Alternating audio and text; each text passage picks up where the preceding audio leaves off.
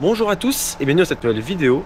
Aujourd'hui, nous sommes sur un petit concept paisible. On est parc fermé à Walibi Belgium et on va marcher sur Loup-Garou. Voilà. Et puis évidemment, on va avoir des petites choses à droite à gauche. Là, c'est la petite balade, tranquille. On va avoir des petites choses au fil de l'eau, au fil de la balade, des plans sympas, des choses comme ça. La météo n'est pas incroyable, mais c'est pas grave. Ça fera le taf. La caméra va gérer, je pense.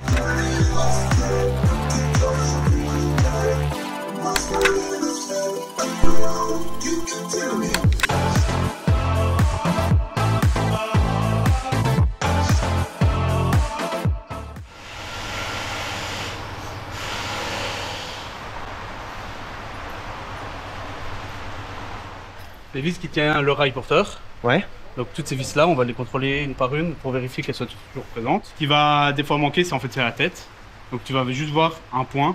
Et alors là, il faut les remplacer. Donc on les chasse. Et alors dans le sac, on a des nouvelles vis. Tous les matins, s'il y a des vis qui sont enlevées, avant l'ouverture, tu retapes sur les clous. On les chasse et on met des nouvelles. Ok. Que ce soit sur le rail porteur, sur le rail guide. Ouais. Et alors à certains endroits, un anti-soulèvement. Ok. Très bien. Donc là, on a les freins mécaniques, les mâchoires. Ouais. Et là, on a les capteurs qui captent la position du train. Ouais. Aujourd'hui, du coup, nous sommes accompagnés de Julien, donc, qui est technicien de maintenance ici, si je dis pas de bêtises. Nous, on dit technicien de maintenance. Technicien de maintenance, ok. Et t'es là depuis combien de temps à Walibi? Moi, ça va faire 2 ans bientôt, en mars. Là, on va vous prendre les plans, regarde, comme ça on pourra faire les trains. Ça, c'est marrant d'être toujours à côté d'un train, à un endroit où c'est pas censé être. J'aime beaucoup. Toujours très perturbant. Table de transfert. Ouais. Une belle vieille table de transfert avec des engrenages qui tirent toute la table. Ah oui, d'accord. Ah, c'est une vis en fait, C'est sans une vis fin. sans fin, ouais, donc il y a le moteur qui est au centre avec des renvois, ça tire la vis sans fin. Ah ouais. Alors il y a le bloc qui est fixé sur la table de transfert et quand la vis sans fin tourne, le bloc avance, quoi. Et donc c'est les blocs qui fait avancer toute la table. Un peu rustique. Hein, Ouais. Et on peut contrôler le bas du train. D'accord, en fait, tu peux aller en dessous, c'est une zone en de fait, voie de garage. On passe là, c'est une voie sous le transfert. Et sous le transfert, on peut contrôler le train. On a un bouton pour ouvrir les freins. Ouais. Le train avance petit à petit et on peut contrôler du coup tous les éléments qu'il y a à voir en dessous du train. Ok, trop bien. Donc on contrôle pas le train là en fait, parce que ça prend trop de temps de faire les transferts. Pour le reculer, c'est un treuil, on va le voir là-bas, il est un peu rupestre. Okay. Ça prend vraiment du temps, donc c'est plus facile de contrôler là. Ok. Et après, on le ramène en gare pour contrôler le haut, faire les tests des harnais. Ah ouais, est-ce qu'il du coup, faut le translater le train. Le Et après, il faut reculer pour qu'il ressorte de la table. Ok. Chiant. Chiant. Prend du temps.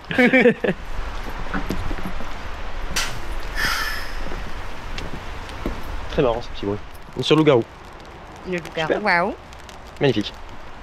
Voilà, donc ça c'est la nouveauté que je disais qu'on va ramener le train là quand on est parti.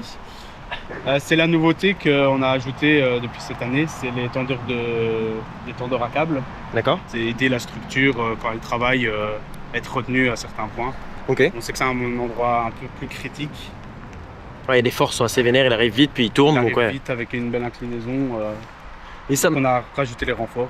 ça me rassure parce que quand je l'ai fait donc là à Halloween, j'ai remarqué ça. Et je me suis dit non, mais pour moi, s'y était pas avant, mais bon, je me suis dit, oh, tu dois fabuler, tu dois oublier que c'était avant. Du coup, ça me rassure. C'est que j'ai vraiment remarqué que c'était vraiment. Ça semblait nouveau. C'est très beau une structure en bois comme ça, j'adore.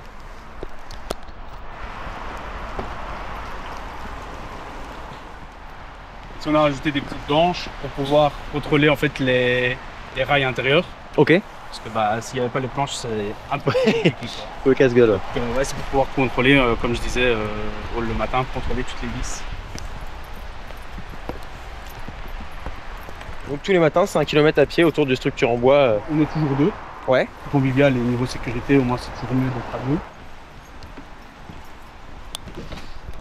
Et du coup, là, en période de fermeture, vu que là, on a une journée off, ouais. Vous travaillez dessus pour le préparer pour demain ou vous faites juste de l'entretien courant On va d'abord favoriser les ouvertures pour faciliter le lendemain. Donc on va faire des ouvertures et alors on va essayer de réaliser les travaux qu'on sait réaliser en une matinée. On va commencer à se lancer, à démonter toute une portion de rail parce qu'on sait qu'on n'aura pas le temps. Peut-être plus remplacer un frein. On se dit il va pas tenir jusque toute la saison ici de Noël. Bah, on va faire du préventif, on va déjà le changer maintenant. Ouais, ça évite en pleine saison de faire la nuit. En pleine saison, on est à devoir le changer, quoi. Ok. Ça va être ce genre de petits travaux-là. C'est vraiment impressionnant d'être sur une structure d'un coaster en bois, surtout que, ce qui est encore plus impressionnant, c'est le côté, les coasters en bois ont des formes de rails, on voit vraiment bien ce que va effectuer le train. C'est beaucoup plus parlant qu'un coaster en métal, donc du coup c'est, je trouve, encore plus impressionnant de marcher à côté. C'est assez inédit, c'est la première fois que je marche en fait, en y repensant, vraiment sur un coaster en bois. Ou sur un coaster tout court, parce qu'à part les lifts, j'ai pas vraiment marché sur des coasters, ce qui est plutôt logique. C'est très sympa. Ici, on est sur le coin préféré des techniciens, Ok. la tirelire. Ok, ah oui d'accord. C'est majoritairement ici que les gens perdent leurs sous. Maintenant, ça commence à se perdre avec les cartes. Oui, oui. Mais c'est ici qu'on retrouve plein de choses. Alors qu'on dit bien de rien prendre avec. Hein, mais... Évidemment. C'est marrant que ça arrive en fin de parcours. C'est quoi qui fait c'est... Étonnamment, c'est une grosse bosse. En Ouais, fait, ouais, les ouais. pièces ont commencé à sortir dans les sièges, dans le parcours. Et ici, sur la dernière bosse, bah, c'est là que tout sort et c'est ici qu'on retrouve le plus de choses. D'accord. Ici, 3 détecteurs qui sont pour Oh, wow. la photo. D'accord. Juste là. J'adore. C'est tellement explicatif. Passe tes clés devant et ça prend la photo qui est là. La photo ici. Tac. Ok. Et Le point photo. du coup, il y en a 3, c'est marrant. On a 3 pour pouvoir avoir tous les instants de chaque wagon. Tu as toutes les rangées qui sont photographiées. Sur chaque wagon et c'est vraiment. Et vu que c'est la lame de frein qui passe devant le capteur, on a droit à avoir les 3 séquences, donc les 3 rangées. Ok, trop bien. C'est ici qu'on a un rail anti-soulèvement. Ok, parce que là, du coup, vu qu'il y a un airtime. Comme le train va passer toute la bosse, il va vouloir se soulever. Et donc là, en plus, on a un rail en dessous du rail porteur. Ok. Un rail anti-soulèvement. Le train, même s'il passera, il peut pas se sortir du rail parce qu'il est enfermé, mais là, en tout cas, les roues vont carrément rouler dessus, quoi. Ouais. Là, c'est vraiment le dessous qui porte. Ok. C'est incroyable de voir de près cette bosse, une belle bosse d'un coaster en bois comme ça de près. C'est incroyable. Moi, c'est une des plus intenses du parcours. C'est le double down qui est très très bien aussi. C'est vraiment une séquence très marrante. Ouais, ah putain, c'est si haut que ça, je me rendais pas compte. Et le double down là, ouais. Je me rendais pas compte qu'il était si haut quand on est dedans, il me paraissait plus tassé. Oh, c'est magnifique.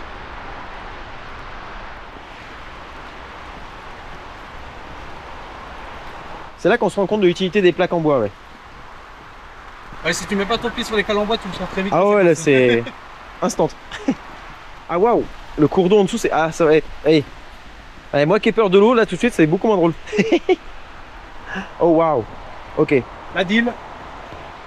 Le Ok. petit cours d'eau qui passe à Walibi. Et en même temps, c'est tellement beau. Là, regarde comment c'est trop beau. L'eau qui passe sous le coaster en bois. C'est trop joli, quoi. Franchement. Elle est haute là, non, un peu? Ouais. C'est plus inquiétant pour Calamity. Ouais. Calamity, quand il y a trop d'eau, il y a une portion du parcours qui devient sous l'eau. Parce que la portion qui est dans le lac qui chute un Ouais, peu, c'est voilà, connecté à ça? Ouais, en Enfin, fait, ça il y a une peut- partie de la deal qui rentre pour remplir ce bassin-là. Ah d'accord. Et alors, quand il y a trop d'eau dans la deal, on ne sait pas renvoyer plus d'eau que ce qu'elle nous en donne, en fait. Ok. Donc, le bassin de la Calame se soulève. Ah donc Calamity, il Ça fait arrête un de. splash, mais pas voulu. Ça va pas être incroyable, effectivement.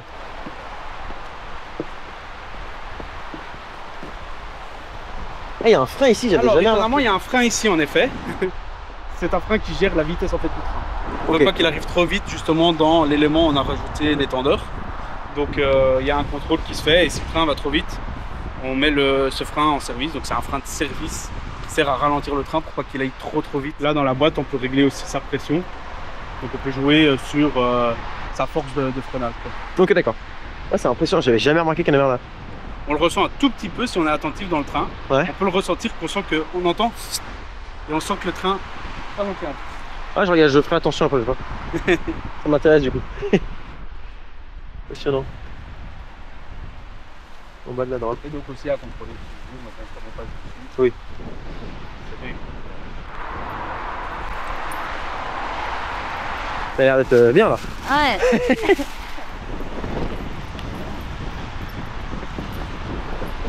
Ça, c'est un exemple de vis qu'on n'arrive pas à sortir par exemple. Ok. La vis, en fait, elle est calée dedans. Et donc, on va faire appel à des gens qui vont venir avec un marteau, un genre de marteau-pic aimanté pour venir frapper la vis et vraiment la sortir. Et être sûr, parce que du coup, quand la vis, normalement, elle est comme ça. Ouais, voilà. En fait, nous, c'est Là, ça elle est qu'on cassée. nous, c'est Ok. ça qu'on cherche en fait. On cherche Ok. des vis où il manque la tête. Très bien. Et ça, donc, du coup. s'il manque la tête, ben, on peut la chasser. Et elle passe en fait à travers tout le bois ici, Ok. toute la couche de bois. parce qu'elle vient écraser le rail sur toutes les couches de bois qu'on voit ici, quoi. Ok. Et donc là, vous l'avez été, vous. Normalement, vous Donc là, étiez on a- par terre, là, ouais, on passait. normalement, on essaie de les récupérer quand même, pour l'écologie. et- Oui, évidemment. Oui, quand tu as un tour en bas, oui. On essaye au maximum, il y a des vis.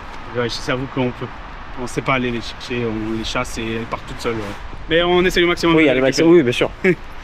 Non, puis du coup, après, ouais, celle-là, après, ça va être quelque chose d'un peu particulier. Oui, c'était marqué en plus, non? Ouais, voilà. Ok, on voit un marque, petit. On a essayé 1, 2, 3 fois, on n'arrive vraiment pas à la sortir, donc elles sont Ouais. marquées et elles vont être retirées plus tard. Ok. Ah, c'est une sacrée structure. Un sacré courant. Ah, il y a vraiment des petits passages à chaque fois. J'adore. Hop. Voilà, encore une fois, on retrouve les anti-soulèvements. Ah oui. Ah oui, donc là, en fait, quand il y a ça, c'est qu'il y a l'anti. Dès qu'en fait on voit les petites vis ici qui dépassent, en fait, c'est parce qu'il y a un rail anti-soulèvement. C'est qu'ils ont. Il y a une portion en métal en dessous, Il y a une portion en métal, ouais. comme ça et comme ça, qui est en dessous, et c'est ça qui les retient. Ok, d'accord. C'est repris dans la masse, dans cette masse-là. Ok.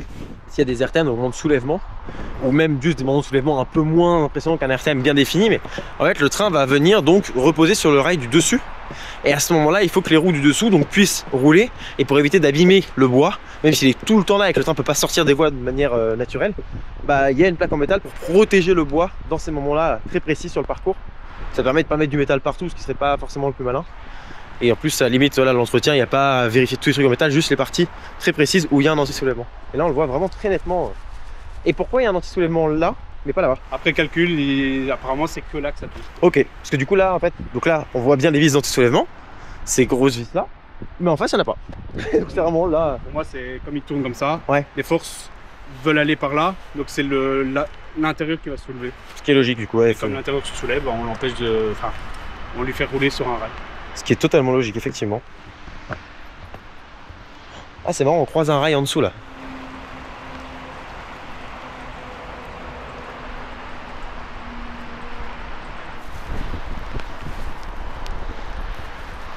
On voit la double dôme. Ouais.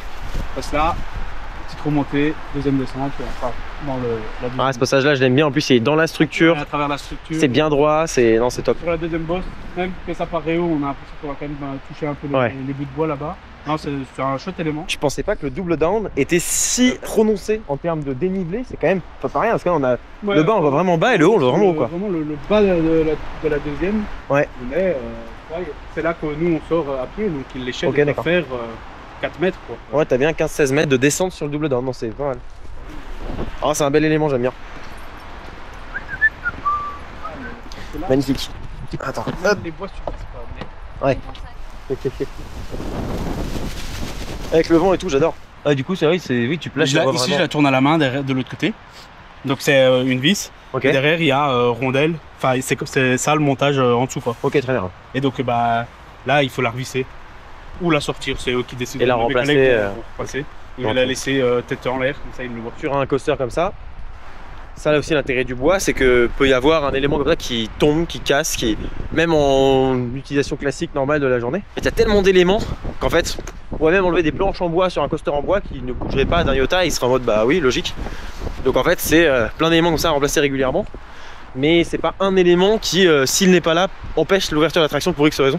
Là, c'est des petits éléments en fait qui sont démultipliés déjà. Et puis de toute façon, la plaque elle tiendra quoi qu'il arrive. Enfin, voilà. Pour enlever 2-3 vis par plaque en métal, que ça tiendrait quand même. Quoi. Oh, waouh, on a un bel élément devant là. Alors je sais pas si t'es venu à Halloween. Si, on est venu à Halloween. On a eu beaucoup de délais d'ouverture sur le loup. Je sais Ok. pas si ça s'est remarqué. Je sais, j'ai On pas fait essaie de gaffe. faire Mais... au mieux. Mais donc là en fait on a le reste de bois. Donc ça c'est Ok. les bois comme ça. Et alors on va voir, on a refait tous des éléments en fait dans la première bosse. Enfin, Ok. dans le premier virage.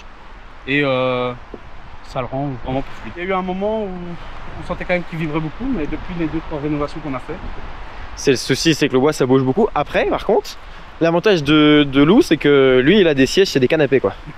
Ça franchement, on peut aller refuser. ça franchement c'est cool.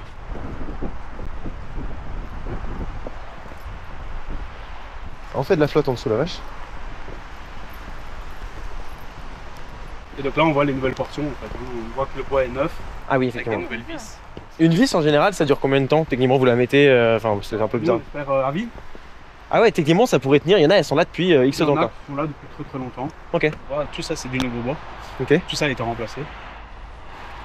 Et puis même dans le lac, il doit y avoir des téléphones, des cartes de crédit, des porte-monnaies, des... J'avoue que tu paumes un truc ici. Ah ouais. Ah ouais, ici, tu fais tomber quelque chose, c'est terminé, on le retrouve pas. Ouais, là, vous n'avez pas encore des plongeurs qui vont pour les récupérer. C'est pas l'ambiance, je pense. Vache. C'est hyper beau, en plus avec lumière bleue, pour l'avouer peut-être pas, mais là il y a lumière bleue. Très joli.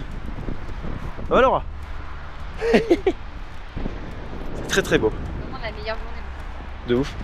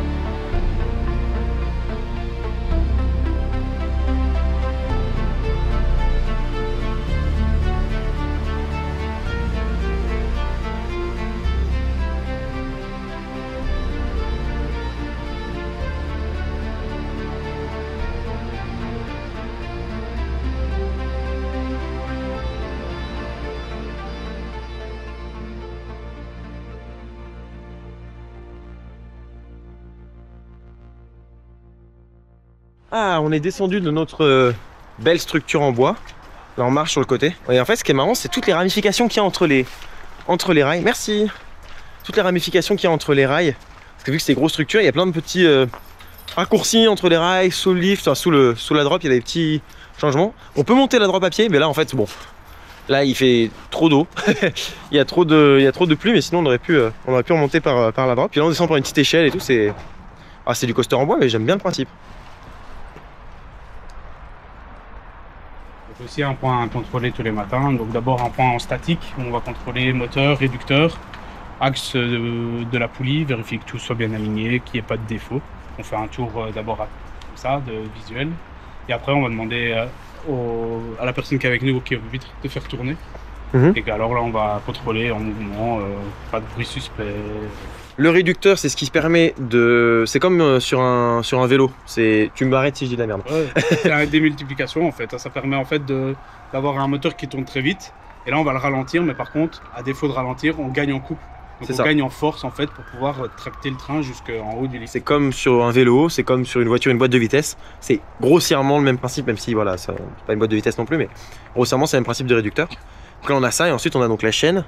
Et si je dis pas de bêtises, la chaîne là-bas, elle passe dans un système qui permet de tendre et de détendre la chaîne. Le tendeur de chaîne, on va aller à côté. Entre une chaîne seule et une chaîne qui va devoir porter un train d'une dizaine de tonnes, on n'est pas sur la même force. Tu m'étonnes. En fait, quand le train va venir se mettre dans la chaîne, on va devoir tendre ou détendre cette chaîne. Et donc c'est ce mécanisme ici, avec des gros ressorts, qui vient contracter la chaîne ou la détendre en fonction du poids que porte la chaîne. En fait, c'est pour ça que ça fait un chemin comme ça, là que ça passe dedans. La poulie d'entraînement, poulie où il y a le tendeur de chaîne. Et après, retour, on voit dans là-bas. On est là-bas en bas, là où ça attrape le train là-bas. Et on voit là le chemin de chaîne qui revient. Comment c'est graissé? Comment ça en graisse? Ouais. Alors il y a plusieurs façons. Et soit on fait couler depuis là sur la chaîne quand elle passe avec un bidon d'huile. Ça c'est pour graisser la chaîne. Le réducteur il est baigné lui dans l'huile. Donc dans sa carcasse il y a un niveau d'huile et tous les éléments dedans du coup baignent dedans. Et donc c'est là le seul moteur de tout le coaster. Toute l'énergie du coaster du début à la fin, si je dis pas de bêtises, ça vient que de là. Parce que les zones de frein et la voie de garage et la gare, tout est en pente. C'est pour ça que dans votre garage, quand tu remontes le train dans votre garage, ça prend du temps parce que c'est un treuil. C'est très long du coup. Parce qu'il n'y a pas de. Aujourd'hui, on a des roues de friction qui permettent de faire bouger les trains, changer de zone, etc. Qui permet d'amener le train de la gare au lift. Là, on n'a pas du tout ça. La seule et unique énergie pour emmener le train, faire circuler le train, c'est juste ce moteur-là. Il n'y a rien d'autre. C'est ça qui est hyper impressionnant, quoi. Tout le coaster ne vit que. C'est le cœur du coaster, vraiment. C'est très impressionnant. Là, c'est la gare, ok. Gare avec les différentes boîtes qui gèrent les freins. Ok. Là-dedans, le gros compresseur. Et alors là, un peu de matériel pour pouvoir travailler dessus. Ok. C'est là qu'on a toutes les vis. Le matin, le sac avec toutes les affaires dedans, il est ici. Donc c'est là qu'on prend, on range un peu tout, on remet les vieilles vis dans les bacs, on prend des nouvelles, des écrous. Là, tout le matériel est là pour. Là, on a un plan avec les numéros de poteaux. Je ne vais pas montrer, mais en parcours, en fait, sur tous les poteaux, il y a une petite plaquette frappée pour savoir quel numéro. Donc, quand, par exemple, on dit à nos collègues qu'il y a des vis qui ont été bougées, on peut les repérer, ou des planches, on dit que c'est entre le poteau 23 et 29. Ah ouais, c'est quand même plus facile. Parce que dire ouais, c'est au bout du virage, tu verras. Il y a, en fait, il y a des petits éléments où on peut J'adore. Nettoyer. C'est bien rangé. Ouais. En vrai, c'est super bien rangé. C'est un très bon responsable avec même un petit feuille. Ah ouais, parce que pour aller. C'est pas tout le monde qui fait ça, mais voilà, c'est un bon Très technicien bien. qui prend soin de son attraction. Du coup, bah là, on est sous la gare. Et donc, comme on disait, les freins, il n'y a que des freins. Donc, vu que la gare est légèrement en pente, ce qui libère le train, c'est l'ouverture des freins. Pour gérer les freins, on a ici des coffrets qui gèrent chacun des freins. Et on a là-dedans donc le compresseur, parce que dedans, bah, on a de l'air sous pression qui va venir. Alors, les freins, ils sont à sécurité positive. C'est-à-dire que quand il n'y a pas d'air, ils sont tout le temps fermés, si je dis pas de bêtises. Non, pas ici? C'est des chambres à air. Donc, Ouais. en fait, t'as un châssis avec deux lames qui sont posées dans le châssis. Ouais. Et entre le châssis et les lames, on vient mettre deux chambres à air. Donc une chambre à air de chaque côté. Et alors, on va venir envoyer de l'air, ça fait gonfler la chambre à air et ça écarte la lame du châssis. Et c'est ça qui vient écraser en fait la lame. D'accord, ok. Donc en fait, on est obligé d'envoyer de l'air, mais donc on a des cuves avec des cuves tampons, toujours pour être sûr d'avoir de l'air, même si la compresseur viendra souffler, ok, d'accord. on a toujours des cuves tampons qui permettent de maintenir une certaine pression. Et c'est ça que le frein, quand il passe, il vient s'écraser dans des lames qui sont fermées sous 6 bars. D'accord, 6 bars, d'accord. Ouais, la purge du compresseur. Dans les platines, on a la haute et la basse pression, parce qu'il y a deux pressions. Il y a une haute pression qui vient bloquer le train en position et une basse pression, mais qui est déjà à 6 bars, qui permet de freiner le train. Ah d'accord, ok. Ok, d'accord. Oui, c'est comme Donc quand on a une pression où le frein il est serré à bloc. On a deux types de pression. Et alors c'est ça que gèrent les platines. Et on peut aussi ouvrir les freins de là. Donc on peut couper l'arrivée d'air et c'est ça qui roule les freins. Ok, d'accord. Voilà. Toujours dans la petite balade au niveau de ce qui touche à Loup-Garou.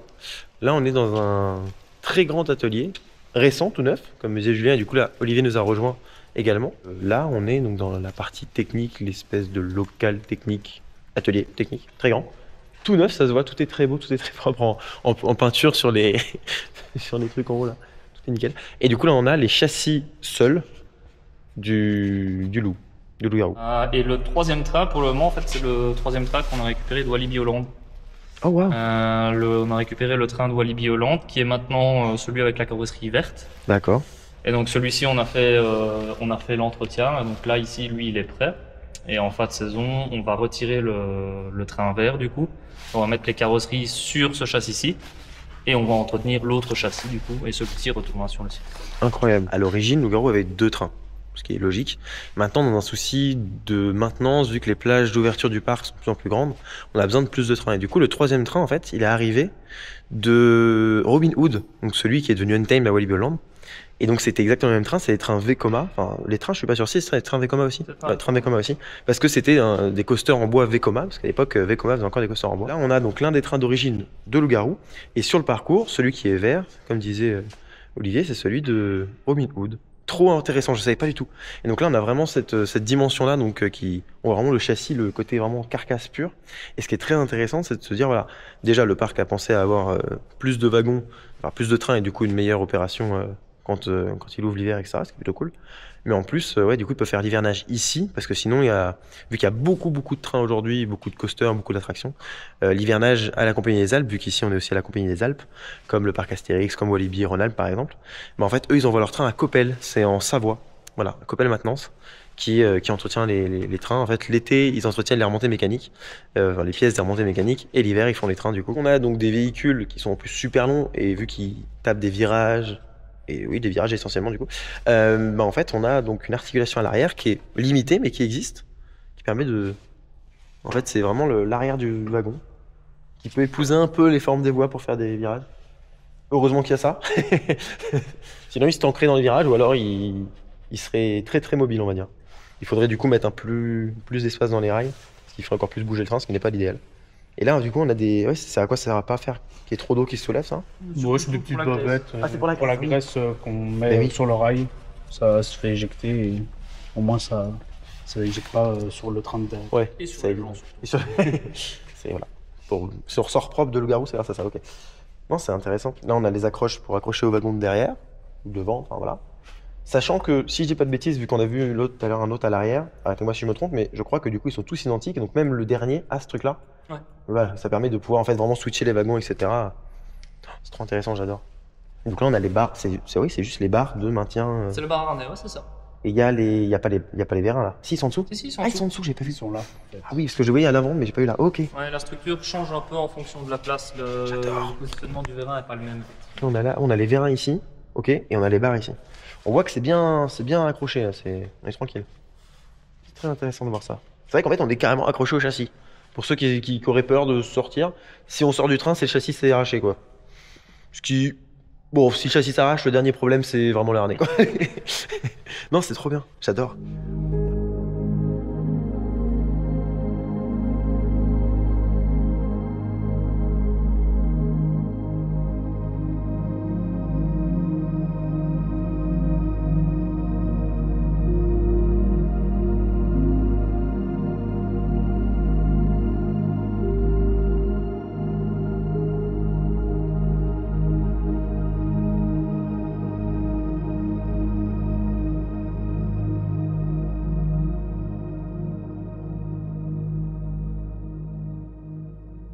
Du coup, à l'avant, on a donc l'accroche qui était la même à l'arrière, sauf que maintenant, là, il y a le bras qui permet de relier. Ça s'appelle comment ça, exactement? La barre d'accouplement. Barre d'accouplement, voilà. La barre d'accouplement qui permet donc d'accrocher, qui a un axe pour pouvoir épouser les écarts entre les wagons, etc. Donc, quand il y a des virages, tout ça. Et ici, on a deux, on va appeler ça des lignes de vie, mais c'est pas des lignes de vie. Câbles de sécurité, voilà. Qui sont, au cas où ça casserait, ce qui est, je pense, extrêmement rare, il y a quand même ça qui retient au cas où pour éviter que les wagons, qu'il y en a un qui parte d'un côté et un autre de l'autre. Donc c'est des sécurités. C'est hyper impressionnant et c'est vraiment, tout est agencé différemment. Il y a 2 vérins par harnais, donc tout est au centre et bien mis en quinconce. Et à l'avant, donc ça ressort vu que c'est un peu différent. Mais bon, comme il me disait, la technique, c'est chiant pour l'entretien, c'est du coup un peu plus long, quoi. Forcément, c'est moins ouvert. C'est comme si on a une voiture en fait et on fait de l'entretien dessus, quelque chose qui est vraiment très ouvert, on a tout d'accessible et d'autres qui sont beaucoup plus compacts. C'est un peu l'idée. En tout cas, c'est hyper intéressant à voir. Oui, nous ne sommes pas le même jour, je n'ai pas le même pull, il fait beau. On aura peut-être dû tourner aujourd'hui la visite de loup-garou. Et j'ai surtout pas fait d'outro. Donc, je remercie énormément Julien pour la visite. Je remercie évidemment Walibi Belgium, Erwan, Olivier qui nous a rejoint à la fin et notamment la petite partie technique dans les locaux. Ceci étant dit, je vous remercie d'avoir suivi la vidéo jusqu'au bout. Je vous dis à bientôt pour un prochain épisode sur la DB World, sur une vidéo dans un parc. D'ici là, soyez enthousiastes. Salut!